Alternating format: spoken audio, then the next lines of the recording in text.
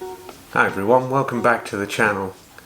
As you know, I'm a new YouTuber and I've put a couple of videos up there for one to explain what my channel's all about, and two, the equipment that I'm using based on a lot of research on YouTube. I've been doing it for a month now, and my first upgrade is to be a gimbal, and mainly because of this.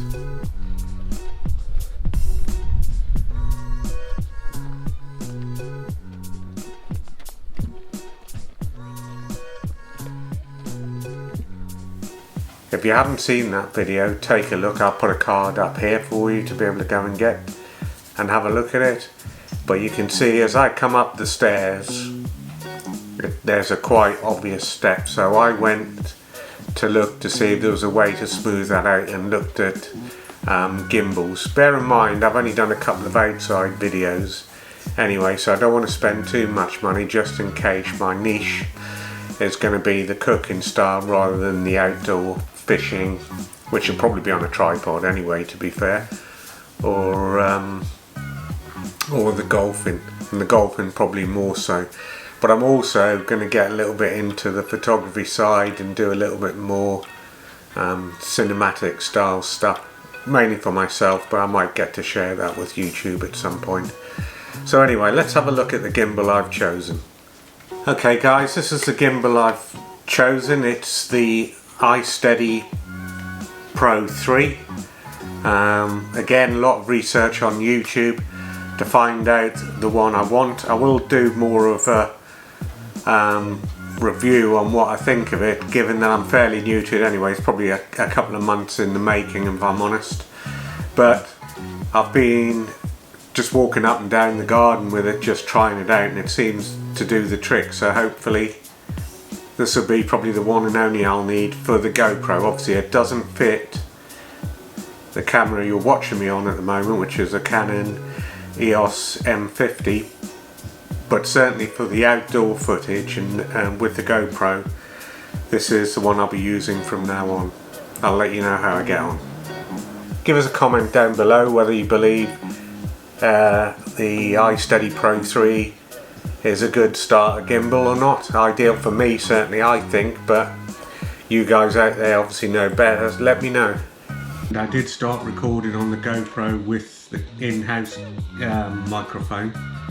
I then went to a Saramonic SM1, but I kept getting a blip using that with the GoPro. I haven't worked that out yet, so I'm a bit undecided about that microphone, but I did a bit of YouTube research, and I've actually moved over to the Rode Mini Micro video mic, and this on the face of it sounds okay, but again I'll let you know in a couple of months time once I've given it a real road test. But so far I've been impressed. The difference between this one and the Saramonic is Saramonic was multi-directional. This is shotgun, so it sits above the camera.